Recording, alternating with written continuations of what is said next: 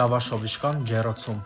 Սուրբ զատկին ձուկը պատրաստելու շատ հետաքրքիր տարբերակ է սա։ Ստացվում է շատ նուրբ եւ համեղ։ Վերցնում ենք մեկ ամբողջական իշխան, թեփերը մաքրում ենք, այնուհետև այսպիսի տրվածք ենք տալիս։ Միջուկի համար մագատանոսը եւ թարխունը մանր կտրատում ենք։ Լցնում ենք խորը ափսեի մեջ, ավելացնում մանրացրած բոբոկ, սխտոր, սև պղպեղ, կարմիր պղպեղ, կիտրոնի հյութ, ձիթայուղ եւ բոլորը միասին խառնում ենք։ Պատրաստ է խճողակը։ Իշխանը մարինացնելու համար մեզ հարկավոր է ցիտրոն, սխտոր, սև պղպեղ, կարմիր պղպեղ, աղ եւ ձիթայուղ։ Ձուկը ամբողջությամբ պատում ենք աղով, թանձրկով պատում ենք եւ լավ տարածում ամբողջ մակերեսով։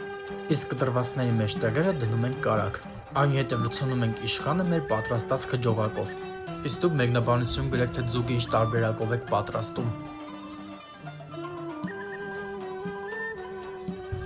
Վերցնում ենք մեկ ամբողջական լավաշ, ձուկը փաթաթում ենք, այնուհետև յուղաթղթով փաթաթում եւ ուղարկում ջեռոց 250 աստիճանի տակ թխվելու։ 20 րոպե հետո հանում ենք, հավգթի դեղնցով պատում, քունջութով կեղեցիկ ձևավորում եւ կրկին ուղարկում ջեռոց թխվելու։ Կիսում ենք բաղադրատոմսով եւ պատրաստում։